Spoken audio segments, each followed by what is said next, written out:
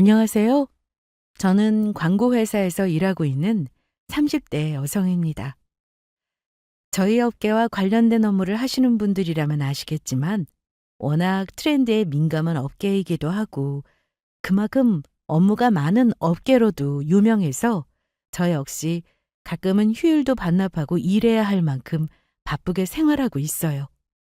원래 제가 하고 싶었던 일이었던 만큼 이 일을 변함없이 좋아하기는 하지만 그래도 워낙 바쁜 일이다 보니 평소에는 휴식 시간 빼기도 쉽지 않아 일에 붙일 때도 있었습니다. 하지만 최근에는 오히려 이렇게 다른 곳에 신경 돌릴 틈 없이 바쁘게 지낼 수 있었다는 게 만족스럽게 느껴졌습니다. 일로 마음속 시끄러운 일을 잊고 싶을 만큼 제게도 복잡한 일이 생겼거든요. 다름 아닌 제 결혼 문제였습니다. 결혼이라는 게 당사자인 두 사람이 서로 맞춰가는 것도 쉽지 않은 문제이지만 워낙에 이것저것 신경 쓸 일이 많잖아요. 저라고 뭐 다를 게 있었겠어요? 결혼 준비하는 내내 크고 작은 일들로 받아야 했던 스트레스가 이만저만이 아니었어요. 그래도 일이야 어떻게든 끝나고 지나가면 해결이 되는데 사람이라는 건 참 쉽지가 않은 모양입니다. 제가 잘한다고 해결되는 문제도 아니고요. 그러니까 결국 결혼 문제 때문에 마음고생을 했던 것도 사람이 쉽지 않았기 때문이었던 것 같습니다. 특히나 제 경우에 문제가 되었던 건 시어머니가 세상을 대하는 태도 때문이었습니다. 사람 가치관이야 다들 제각각으로 사는 사람들인데 다를 수밖에 없는 게 당연하죠. 나이도 있으신 어른이고 타고난 성격이나 처한 상황들이 다들 조금씩은 다를 수밖에 없으니까요. 하지만 그런 걸 모두 고려하고서라도 시어머니 성격은 결코 흐린 눈을 할 수 없는 수준이었어요. 수지 씨, 아무리 그래도 그렇지 이렇게 나가는 법이 어디 있어? 방금까지 성찬 씨 어머니 하시는 걸 보고도 그런 소리가 나와? 나는 성찬 씨 어머니 도저히 감당 못하겠으니까 우리 그만 여기까지 하자. 양가 결혼 이야기가 오가고 구체적인 결혼 준비까지 세워지고 있는 마당에 이런 말을 꺼내기가 어디 저라고 쉬웠겠습니까? 하지만 모르면 몰랐지 시어머니 될 사람이라는 분이 하시는 걸 보고도 도무지 모른 척하고 일을 진행시킬 엄두가 나지 않았습니다. 도대체 제게 무슨 일이 있었길래 이런 극한 상황까지 치달은 건지 궁금하시죠? 지금부터 제가 결혼 준비하면서 겪은 이야기를 들려드릴까 합니다. 처음 말씀드린 것처럼 저는 지금 광고회사에 다니고 있어요. 이 일을 제대로 해서 업계에서 제 능력 펼치며 인정받고 싶다는 마음이 원래부터도 강했습니다. 학교 졸업하고 나서 다소 무리해가면서 해외로 공부를 하러 나가고 해외 유명 광고 기업에서 인턴 생활까지 한 건 역시 그런 제 미래를 보다 확실하게 준비하고 싶어서였어요. 그런 제 노고가 인정을 받은 건지 귀국하기도 전에 입사가 결정된 지금의 회사에서 꽤나 만족스러운 대우를 받을 수 있게 되었어요. 그렇게 제 직장 생활이 시작되었습니다.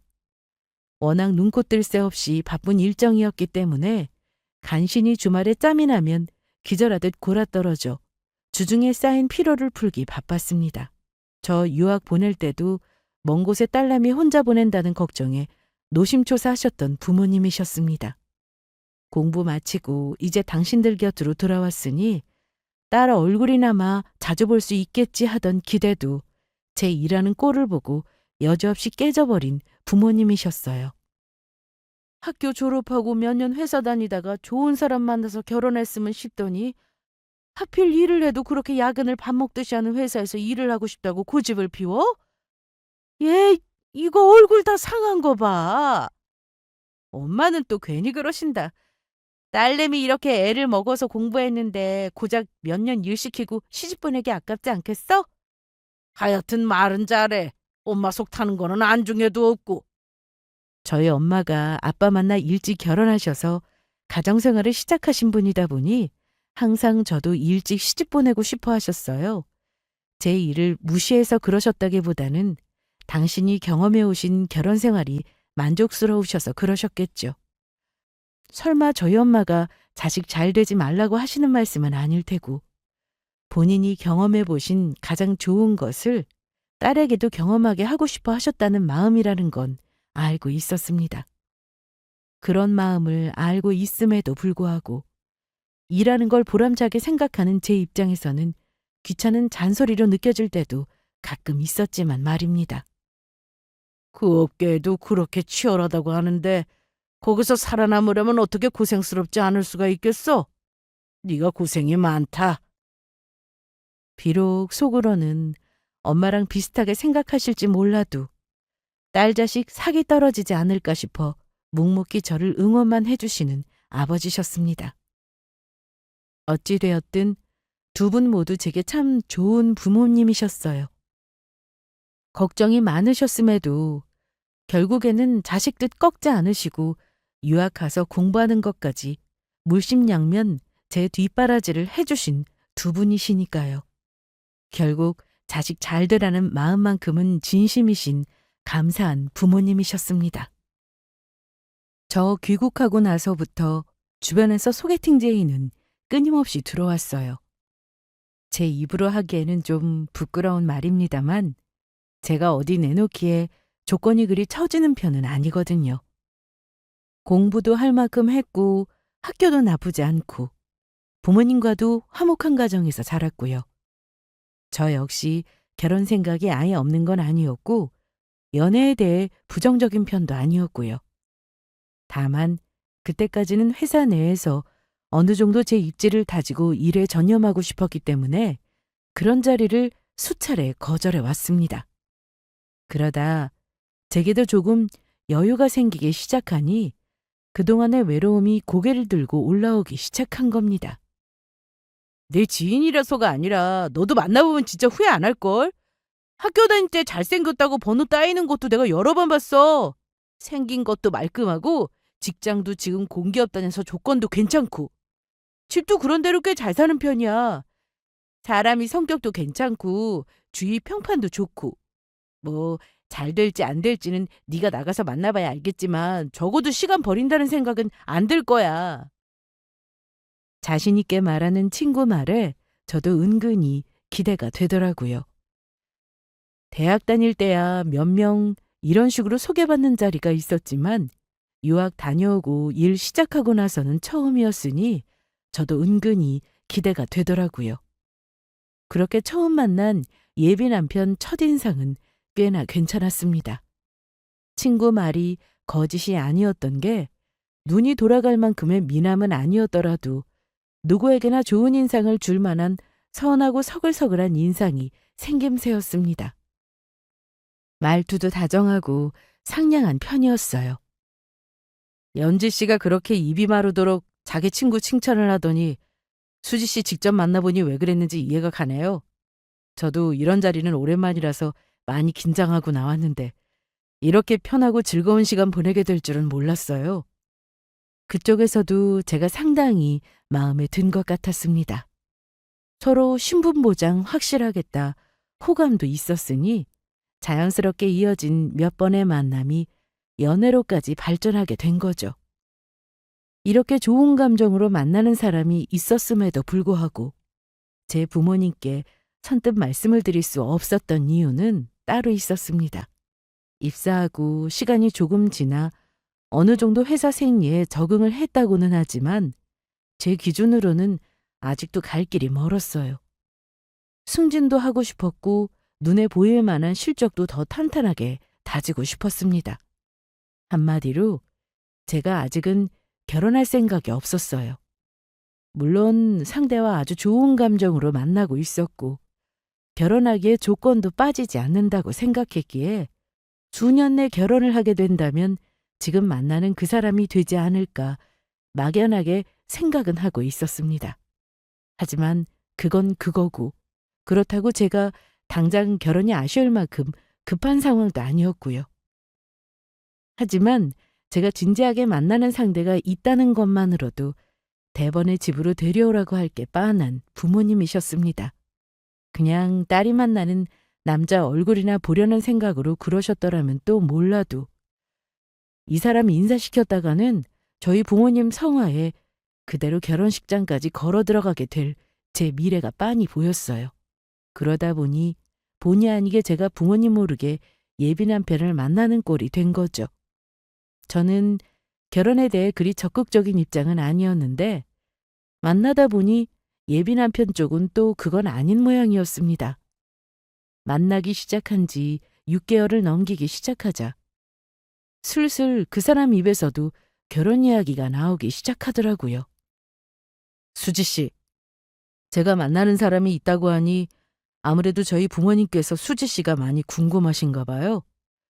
혹시 제가 저희 부모님 만나러 가자고 하면 많이 부담스러울까요? 네, 솔직히 부담스러웠습니다. 예전부터도 자연스럽게 결혼 이야기를 은근슬쩍 한 번씩 꺼냈기 때문에 저 사람이 저와 결혼 의사가 있다는 생각 정도는 했지만 구체적으로 결혼에 대한 계획을 한 것도 아니었고 정식으로 프로포즈를 받은 것도 아니었으니까요.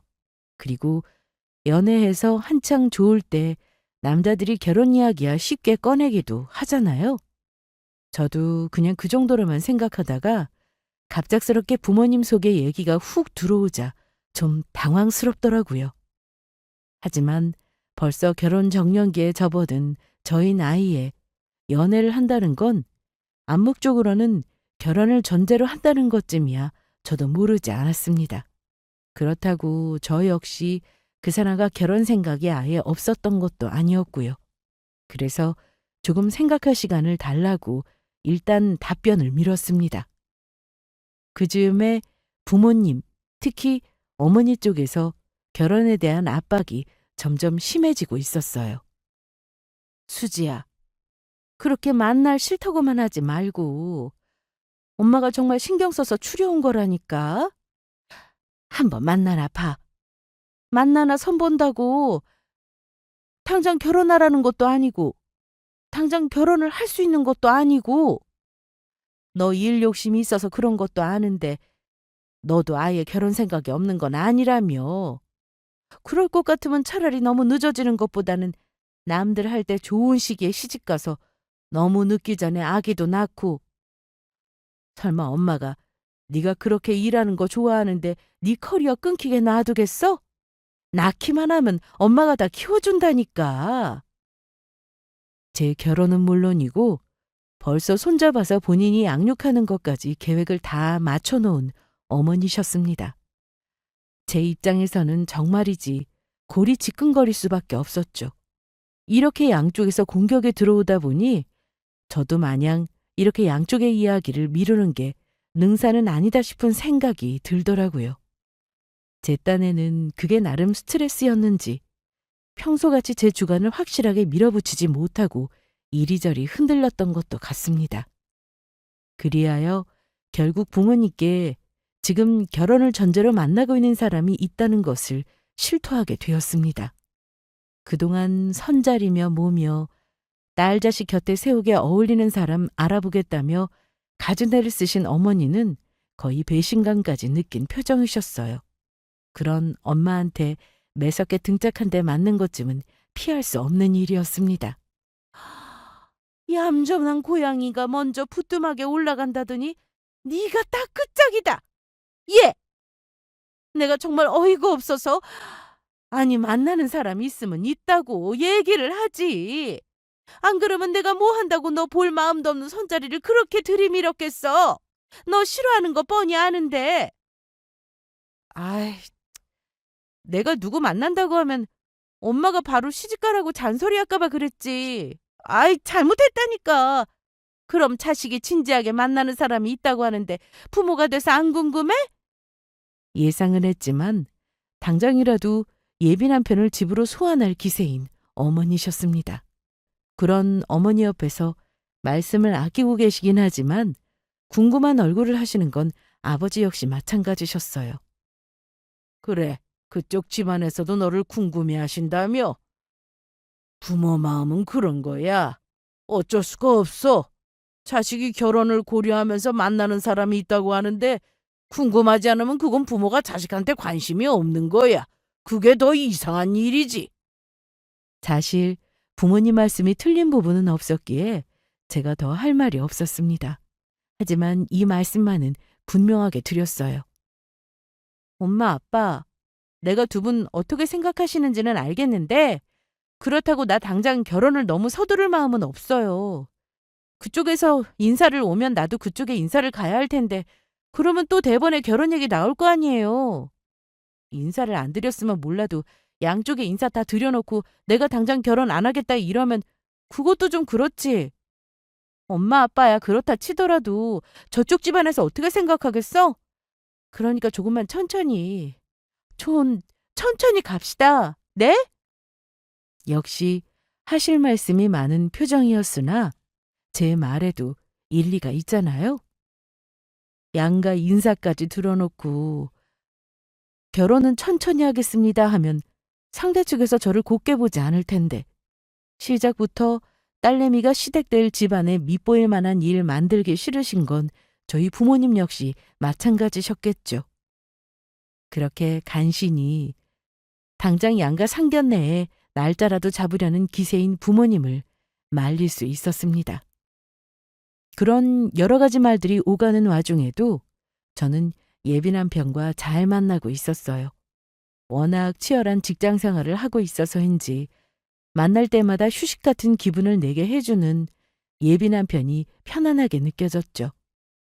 예비 남편은 첫인상 그대로 항상 순하고 다정하게 행동하는 사람이었고 말투 역시 마찬가지였습니다. 그 사람이 화를 내거나 험한 말을 하거나 하는 건 단 한 번도 보질 못했어요. 물론 저한테 잘 보이고 싶은 마음이 컸을 테니 어느 정도는 조심하는 것도 있겠지만 그렇다고 사람 본성이라는 게 다 가려지는 게 아니잖아요. 한눈에 보아도 유복하고 넉넉한 집안에서 사랑받고 자란 티가 나는 예비 남편이었습니다. 그도 그럴 것이 유복한 환경에서 외아들로 자라면서 부모님 관심과 사랑을 한 몸에 받으며 자라났으니 좋게 말해 사랑받은 티가 나는 사람이었고 다소 세상 고생이라고는 모르고 자란 사람이었죠. 한마디로 저랑 비슷한 가정 환경에서 자란 사람이라고 생각했어요. 솔직히 저 외동으로 자라면서 집에서 해달라는 거 다 해줬을 테니 좀 자기밖에 모르고 이기적인 데가 있겠다는 선입견을 대하고 바라보는 사람들도 있었거든요. 요새 외동이 그리 흔치 않은 것도 아닌데 여전히 그런 선입견을 가진 시야가 좁은 사람들도 있더라고요. 뭐 어쩌다 간혹 외동 중에 그런 성향이 사람들이 있기는 했습니다. 하지만 저는 그런 유형의 사람들 정말 질색하거든요. 그런 사람들이야말로 멀쩡한 외동들 싸잡아서 욕먹게 하는 사람들이라 생각했어요. 그래서 그런 독선적인 면 없는 남편 성격이 더 마음에 들었는지도 모르겠습니다. 예비 남편은 애초에 본인 주장이 그리 강하지 않은 사람이었어요. 저도 제 주장이 아주 강한 편은 아닙니다만 그래도 제 일 하는 데 있어서만큼은 굽힘이 없는 편이기에 그런 제 성격을 수더번하게 받아주는 사람이 좋았죠. 제가 제 일 때문에 결혼식이나 양가 부모님께 인사드리는 시기를 늦춘 것도 당연하게 이해해주는 예비 남편 말에 고마운 마음이었어요. 수지 씨 외국까지 나가서 공부하고 나오느라 고생했을 텐데 당연히 자기 일 잘해내고 싶은 것쯤이야 이해할 수 있죠. 수지 씨가 능력이 없는 것도 아니고 능력 있는 사람 성공하는데 괜히 걸림돌 되는 거 나도 싫어요. 우리가 결혼이 아주 늦은 것도 아니고 상황 봐가며 천천히 해요. 만나면서 싸울 일이 거의 없는 예비 남편이었습니다. 저는 아무리 감정적으로 끌리는 사람이라 해도 성격이 맞지 않으면 절대 오래 갈 수 없다고 생각하거든요. 그런 점을 생각하면 예비 남편의 저런 성격이 저랑은 잘 맞는다고 생각했어요. 단 한 가지 걸리는 부분만 빼면 말이죠. 와, 이 더운데 정말 고생하시네요. 우연찮게 둘 다 근무가 일찍 끝난 날, 간만에 평일에 여유롭게 예비 남편과 카페에서 차를 한잔하고 있을 때였습니다. 폭염은 지나갔다고 하나 아직 뜨거운 여름날이었는데 밖에서 보도블록 공사를 한다고 인부들께서 구슬땀을 흘리며 일을 하고 계시더라고요. 그런 남편 그런 광경 보면서 예비 남편이 안타까운 듯한 말투로 말했습니다. 이 더운 날씨에 얼마나 힘드실까. 사람이 공부 열심히 하지 않으면 더울 때 더운 데서 일하고 추울 때 추운 데서 일한다더니 그 말이 딱 맞나 봐요. 저희는 좋은 부모님 밑에서 저런 고생할 일 없이 잘 배우고 자랐으니 부모님께 정말 잘해야겠어요. 뭔가 말이 좀 이상하게 들리지 않나요? 설마 저만 그런 건 아니겠죠?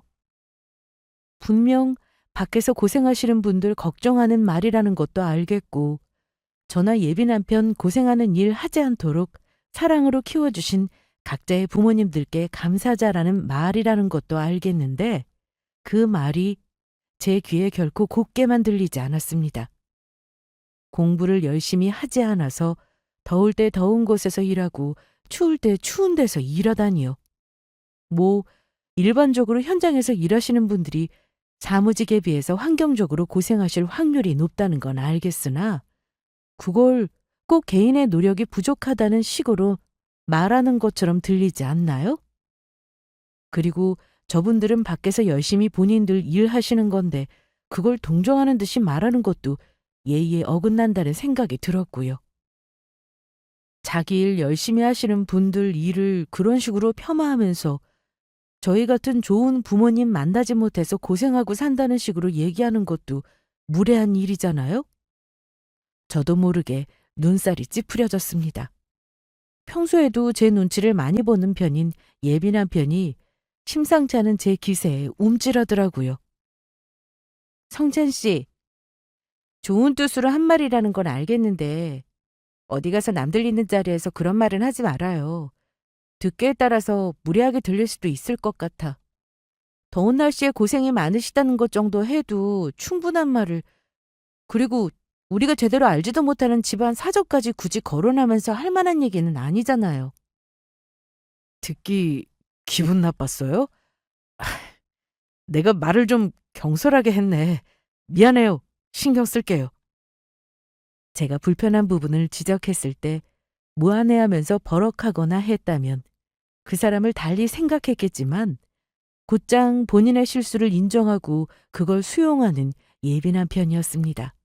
아무래도 저 사람 말대로 저나 저 사람이나 부모님 덕으로 다른 힘든 일 하시는 분들 비해서는 고생 모르고 자랐으니 그저 자기가 겪지 못한 환경에 대한 이해가 부족해서 한 실수련이 하고 넘어갔어요.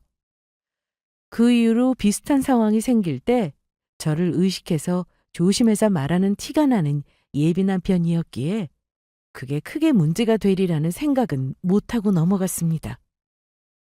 한동안 잊고 지냈던 예민한 편의 말실수가 다시금 떠올랐던 건 예비시댁에 인사를 간 이후였습니다. 아무리 저 나름대로 세운 계획이 있다고는 하지만 이미 양가에서 저희 교제 사실을 다 알고 있는 판에 마냥 인사를 미룰 수만도 없었습니다. 그만하면 예비 남편이 혼자서 자기 부모님을 막느라 애를 많이 썼겠구나 싶기도 했고요.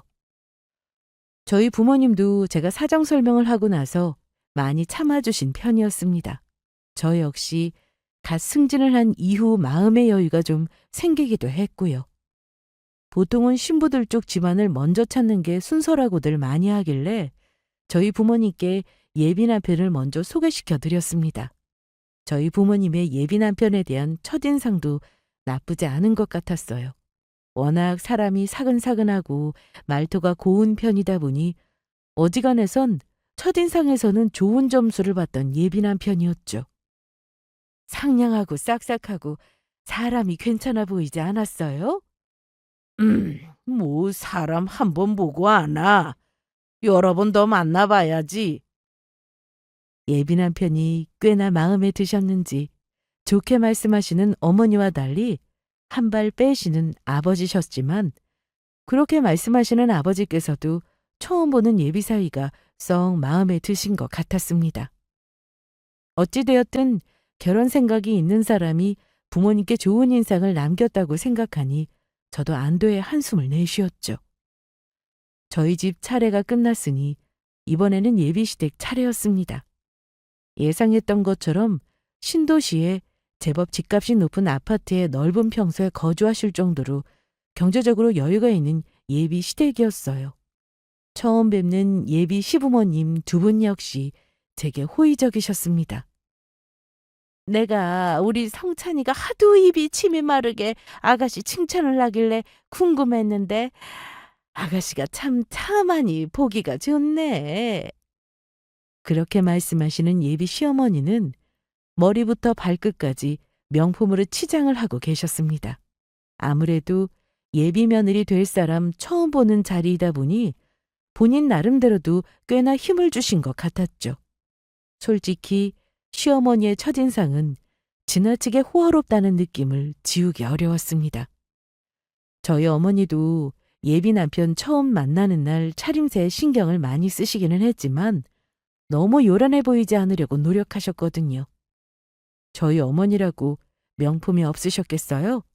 하지만 일부러라도 혹여 과시하는 것처럼 보이지 않으려고 신경을 많이 쓰시더라고요. 나이 먹어서 사람이 너무 추레한 것도 좋지 않지만 지나치게 사치 부리는 거 티내는 것도 남들 보기에는 안 좋아. 과시가 지나치면 오히려 사람이 초라해 보이는 거야. 속으로 저 혼자 하는 생각임에도 신뢰라는 생각이 들었으나 솔직히 예비 시어머니하고 계신 양을 보니 저희 엄마가 하셨던 말씀이 저도 모르게 생각나더라고요. 시어머니 첫인상은 한마디로 사람이 명품에 묻힌 꼴이었습니다. 제가 유복한 환경에서 자라다 보니 제 주변도 그런 분들이 많으시거든요. 그런데 저희 집보다 경제적으로 부유하신 분들도 그렇게까지 명품으로 치장하신 분들은 잘 보지 못했어요. 그런 분들일수록 사실 평범한 사람들이 더 알아보기 어려운 티 안 나는 명품을 선호하시기도 하고요. 누가 봐도 명품임을 알 수 있는 로고가 큼직하게 찍혀있는 물건들만 쏙쏙 골라 휘감은 예비 시어머니와는 아주 대조적이었죠. 하지만 속으로 사람 겉모습만으로 평가하는 것도 무례한 짓이라 생각하며 애써 떠오르는 생각을 지우려 노력했습니다. 제 그런 생각을 아시는지 모르시는지 예비 시어머니는 첫 만남에서부터 자기 자랑에 여념이 없으셨습니다. 수지 씨가 우리 애한테 얘기를 들었는지는 모르겠지만 내가 애 키우면서 아끼는 거 없이 해달라는 거 다 해주고 키웠어요. 아직 세상 물정 모르는 아이라서 제가 장가 보낼 나이가 됐는데도 막상 결혼한 아가씨를 데려온다고 하니 내가 마음이 참 싱숭생숭하네. 내가 건물 일 보면서도 그 생각에 요새 정신이 아주 없었어. 혹시 내가 건물 가지고 있다는 건 들어서 알고 있나? 우리 애가 그 얘기까지 했나 모르겠네. 구체적으로 그런 얘기는 들은 적 없어요. 어머, 그래? 뭐 대단한 건 아니라 하더라도 굳이 숨길 일까지도 아닌데. 얘 성찬아, 왜 그 얘기를 안 했대? 어머니도 참 뭐 한다고 그런 얘기까지 해요. 그건 아니다, 얘. 건물이 어디 아무나 가질 수 있는 거라니? 내가 내 자랑하는 것 같아서 얘기가 좀 그렇지만 내가 젊어서부터 아주 성실하게 살아서 이룬 값진 결과물인데 그걸 부끄러워할 일도 아니잖아. 왜 요새 젊은이들은 뭐 자기 PR이 시대니 뭐니 한다면서? 옛날이야 가진 게 있어도 자랑하는 게 겸손하지 못하다면 손가락질 받았지. 요즘이야 그런 세상도 아니고.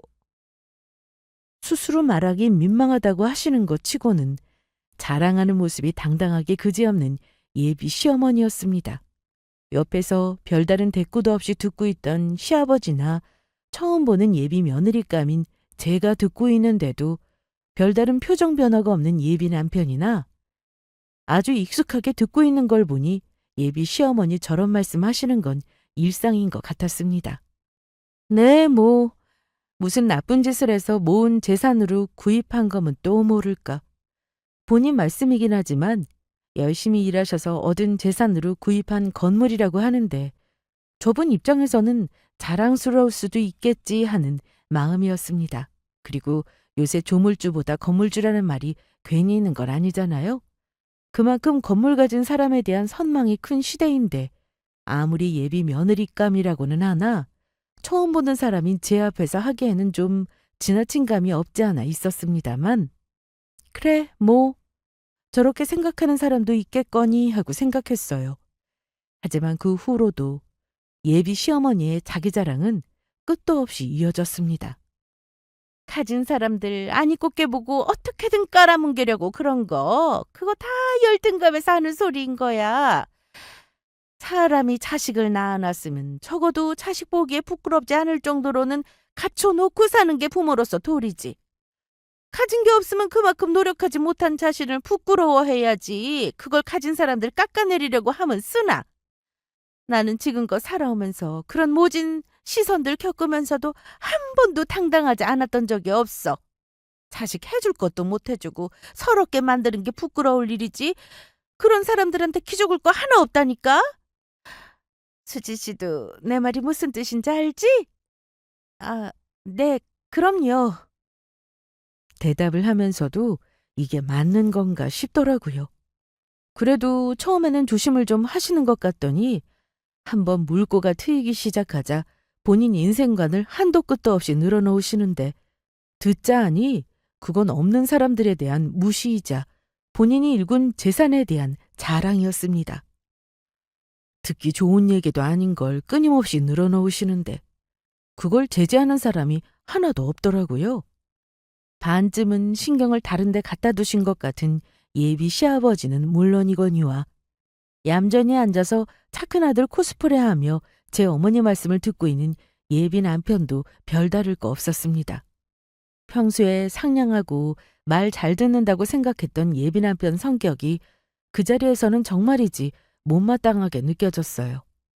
저 정도 하셨으면 본인이 나서서 한번 끊어줄 법도 한데 무슨 대단치도 않은 소리를 인생의 진리인 양 고개까지 끄덕거려가며 듣고 있는 예비 남편 꼴을 보자니 땡볕에서 일하시던 인부들 보고 예비 남편이 하던 소리가 그냥 나온 것은 아니라는 생각까지 들더라고요.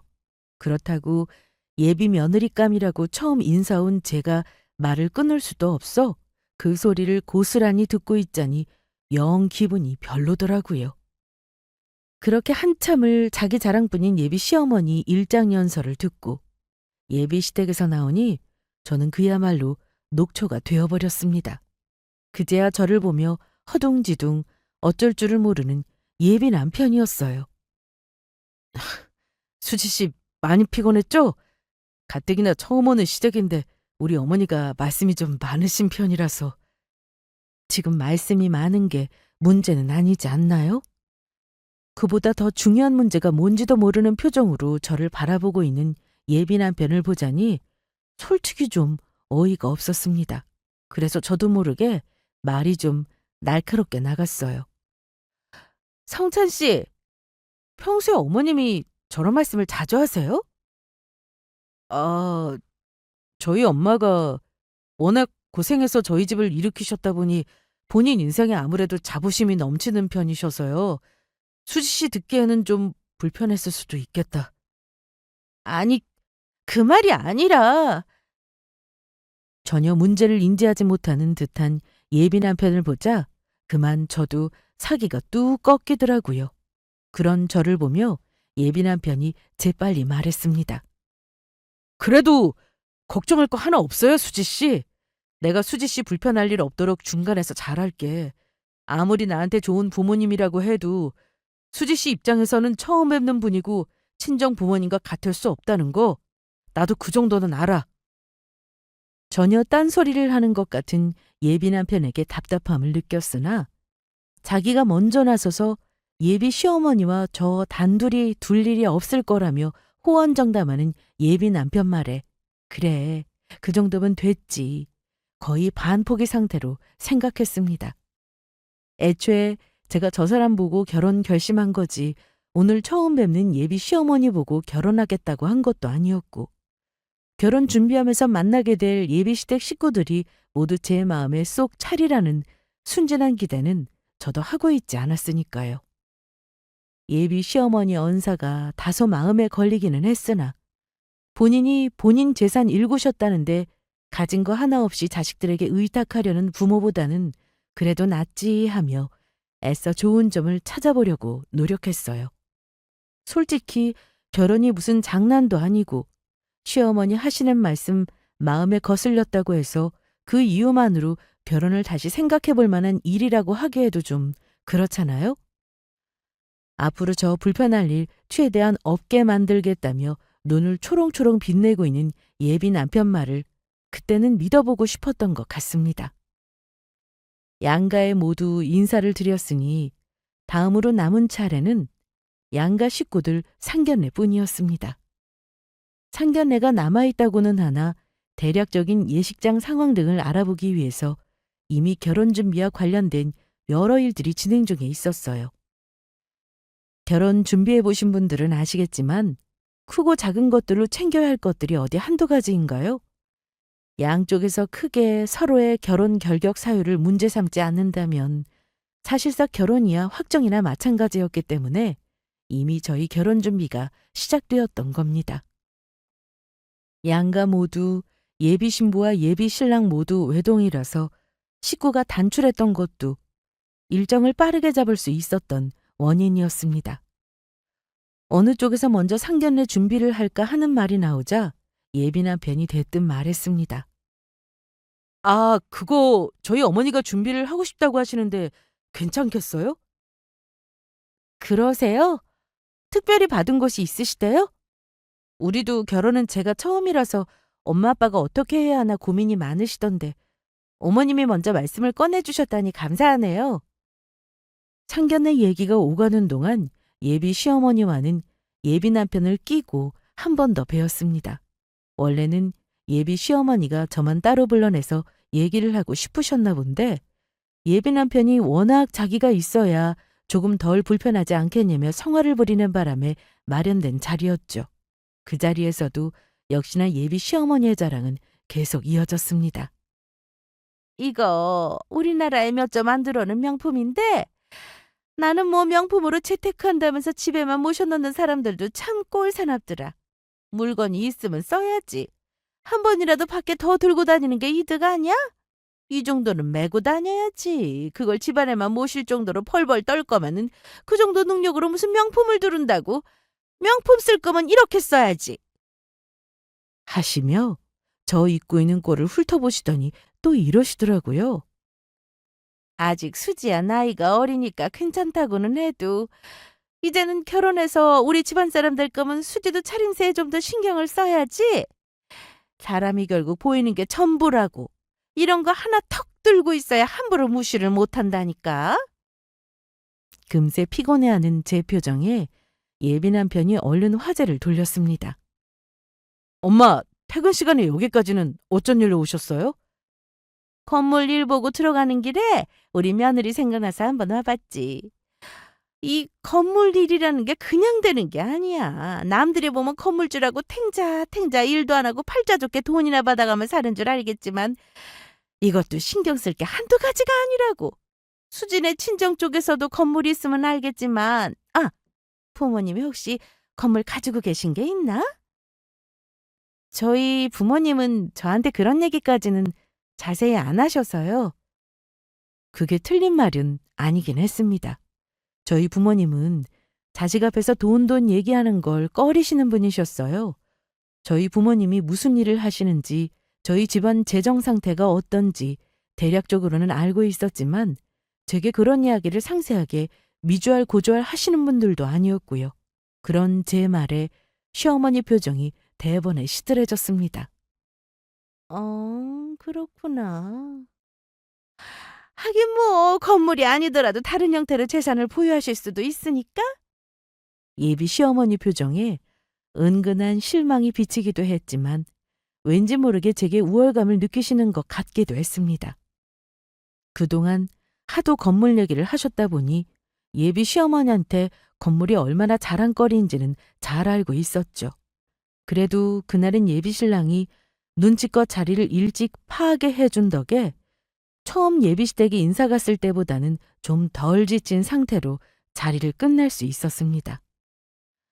그렇게 대망의 상견례 날이 밝았습니다. 예비 남편에게 받은 상견례 장소인 식당으로 들어가려는데 뜻밖에도 건물 앞에 예비 시어머니가 마중을 나와 계셨습니다. 예약한 식당 룸에서 첫인사를 하게 될 줄 알았는데 저희 부모님께서 다소 당황하신 상태로 어정쩡하게 예비 시어머니와 첫인사를 나누게 되셨어요. 반갑습니다, 사돈어른, 사부인. 여기 이 건물이 제 건물이에요. 그렇게 의기양양하게 건물을 가리키는 예비 시어머니였어요. 예비 시어머니가 상견례 장소로 봐두었다는 곳이 바로 본인이 소유한 건물에 세를 들어있는 세입자의 식당이었던 거예요. 그때부터 왠지 모르게 기분이 싸했습니다. 대놓고 본인 건물을 자랑하는 예비 시어머니를 보고 저희 부모님 표정도 떨떠름했어요.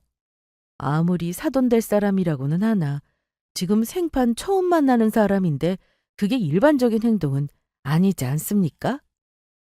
시어머니가 가리킨 본인 건물은 5층짜리 상가 건물이었습니다. 본인이 그렇게 입에 침이 마르도록 자랑한 것 치고는 솔직히 건물 상태가 그리 훌륭하지는 않았어요. 상견례 장소로 잡았다는 식당 역시 마찬가지였습니다. 식당 안으로 들어가자 저는 그만 어이가 없어졌습니다. 한마디로 상견례를 하기에는 그리 어울리는 장소가 아니었습니다. 식당 입구에서부터 예비 시어머니 눈치를 보며 허리를 제대로 펴지도 못하고 안내하는 식당 주인을 보며 오히려 저희 세 식구가 민망해서 몸둘 바를 몰랐습니다. 그렇게 식당 주인으로서 안내를 받은 룸은 한눈에 보기에도 평소에 식당에서 사용하던 공간은 아닌 것 같았습니다. 일부러 칸막이를 쳐서 식당 주인분께서 오늘의 상견례를 위해 애써 꾸미고 준비한 티가 역력히 나는 곳이었어요. 보나마나 예비 시어머니의 압력이 들어갔을 것이 뻔해 보였습니다. 사태가 이 지경까지 이르자 저도 그만 눈앞이 아찔하더라고요. 솔직히 그동안 예비 시어머니 때문에 예비 남편과 아예 갈등이 없는 것은 아니었거든요.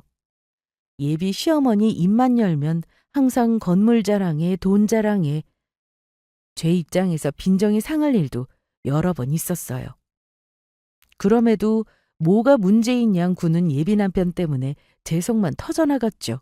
하지만 그보다 훨씬 큰 갈등을 겪어도 다들 결혼에 잘 산다며 대수롭지 않게 말하는 주변 사람들 때문에 괜히 내가 예민한 건가 저를 탓하게 되더라고요. 하지만 여기까지 오고 나니 이게 확실히 제 잘못은 아니라는 생각이 들게 된 거죠. 예비 시어머니 생각이야 뻔했습니다. 자기가 건물주라는 걸 제 부모님한테 자랑하려고 이 무리수를 둔 거겠죠. 예비 시어머니 만행은 거기서 끝나지 않았어요. 여전히 고개를 들고 있지 못하는 식당 사장님께 고개를 빳빳이 쳐들고 예비 시어머니가 말했습니다.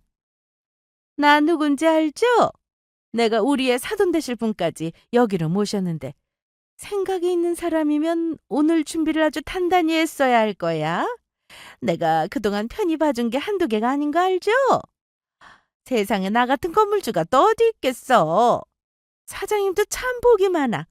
이 자리에서 장사 오래 하고 싶으면 오늘 잘해줘야 할 거예요? 내가 딱 지켜볼 거야? 식당에 손님이라곤 저희밖에 없는 게 보나마나 오늘 저희 여기 온다고 손님도 못 받으셨을 게 분명한 식당 사장님이셨습니다. 제가 식당 사장님 보기에 그리고 저희 부모님 보기에 부끄러워 차마 고개를 들 수가 없었어요.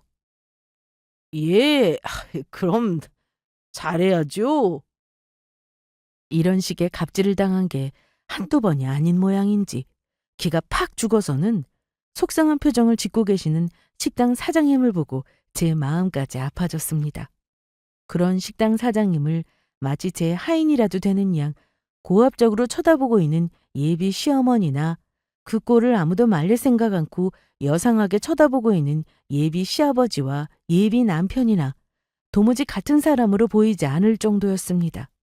그때 서둘러 음식을 준비하려고 나가시려던 시장 사장님이 저희 아버지를 알아보셨는지 급히 인사를 하셨어요. 아유, 대표님, 여기까지는 어쩐 일이세요? 마지못해 고개를 숙이던 예비 시어머니와는 달리 깜짝 놀라 고개를 90도로 숙이는 식당 사장님을 보는 예비시댁 식구들의 표정이 놀라움으로 가득했습니다. 네, 실은 제 아버지께서 그 식당 프랜차이즈의 대표이사셨던 겁니다. 이런 걸로 그 예비 시어머니라는 사람과 비교하는 것조차 아버지한테는 신뢰로 느껴지지만 굳이 비교를 하자면 그 작은 건물 하나 달랑 가진 예비 시어머니와는 차마 비교조차 할 수 없는 재력가가 바로 제 아버지셨죠. 이 식당 프랜차이즈 대표라고? 생각지도 못한 제 아버지 정체에 그만 사색이 된 예비 시어머니였습니다. 뒤늦게 저희 식구 눈치를 보는 것까지 그야말로 천박의 끝을 보이는 예비 시어머니였습니다. 예비 시어머니가 미처 말을 끝맺기도 전에 아버지께서 벌떡 일어나 식당 전체가 쩌렁쩌렁 울리도록 소리를 치셨습니다. 이 결혼 그만 없던 걸로 합시다. 순간 장내가 찬물을 끼얹은 듯 싸하게 가라앉았습니다. 그런 아버지 곁에서 어머니 역시 분노가 가득한 표정이셨어요. 부모님 두 분을 바라보며 저 역시 마음을 굳혔습니다. 역시나 이 결혼은 안 될 일이었어요. 저런 사람과 가족이 될 수는 없는 일이었습니다. 뒤늦게 당황한 예비 남편과 예비 시아버지가 끼어들었습니다. 장인어른, 그러지 마시고 얘기를 좀... 시끄러워! 끼어들 거면 아까 당신 어머니가 당신 사장님 앞에서 그 추태를 떨 때 끼어들었어야지. 순식간에 차가워진 제 태도에 예비 남편 얼굴이 허옇게 질렸습니다. 그런 예비 남편을 비롯한 그 집 식구들을 더없이 경멸스럽다는 듯 차갑게 쏘아보며 아버지께서 단호하게 파혼을 선언하셨습니다. 내 귀한 딸 이렇게 천박하게 갑질이나 하는 집안에는 못 보내겠습니다. 사람이 가진 유세도 정도껏 떨어야지. 이런 어미 밑에서 솔직히 성찬이도 뭘 보고 배웠을지 의심스럽고 이 결혼은 없던 걸로 합시다. 아이고, 사돈! 저희 아버지 대쪽 같은 말씀에 거의 절규에 가까운 소리를 지르는 예비 시어머니였습니다. 그렇게 돈도 나는 양반이었으니 자기처럼 건물 가진 것도 아닌 사돈들에게 양껏 과시하려는 속셈이었겠죠. 그런 사돈이 생각지도 못한 대어였다는 것도 모자라 제 분수에 넘치는 대어를 미처 제대로 붙잡기도 전에 놓쳤다는 생각에 그만 미치고 팔짝 뛸 노릇이었을 겁니다. 하지만 이제 와서 그거야 저희 알 바가 아니었죠. 저희 부모님도 부모님이었지만 제 파혼에 대한 의지 역시 확고했으니까요. 어머니가 먼저 나서지 않으셨더라면 제가 먼저 그 자리를 엎어버렸을 거예요. 그러고는 저희 세 식구 그 길로 식당을 박차고 그 천박한 집구석과는 인연을 끊어버렸습니다. 식당 사장님은 아버지께서 따로 시간을 내어 심심한 위로의 뜻을 전하셨습니다. 비록 의도한 것은 아니나 저희 때문에 고초를 치르셨을 걸 생각하면 마음이 안 좋았는데 오히려 큰일 치르셨다며 저희를 위로해 주셔서 참 감사했습니다. 예비 남편과 예비 시어머니 모두 제게 연락을 시도하며 용서를 구했지만 아버지가 철저히 차단하시는 바람에 귀찮은 일이 줄었어요. 듣기로는 어머니 때문에 내 결혼 파토났다며 그 말 잘 듣던 아들이 집안에 깽판을 놓는 바람에 그 잘난 예비 시어머니가 기도 못 펴고 지내고 있다고 하더라고요. 원래 사람이 가질 수 있으리라 생각하다 목전에서 놓치면 더 미친다고 하잖아요. 그 여자 기분이 꼭 그렇겠죠? 타고나길 탐욕스러운 성격이니 더 보태지 않아도 마음이 지옥이겠다 싶었어요. 이래서 남 눈에 눈물 나게 하면 자기 눈엔 피눈물 나는 법이라 하나 봅니다. 비록 식당 사장님께 죄송하긴 했지만 제 입장에서는 덕분에 큰 화를 피했으니 은인이라 할 수도 있겠네요. 혹시 망나니 건물주가 폐악이라도 부릴까 아버지께서 알아서 조치했다고 하시니 저희 때문에 곤란할 일은 없으실 거예요. 이렇게 제 평생 만날 일 없을 것 같았던 돈 귀신 예비 시어머니 때문에 파혼까지 하게 된 제 이야기는 이렇게 끝이 납니다. 살다 보니 정말 별일을 다 겪지 싶네요. 다시 생각해봐도 파혼한 건 정말 잘한 일이라고 생각해요. 여러분들도 다들 그렇게 생각하시죠? 긴 이야기 끝까지 함께 해주셔서 정말 감사드립니다.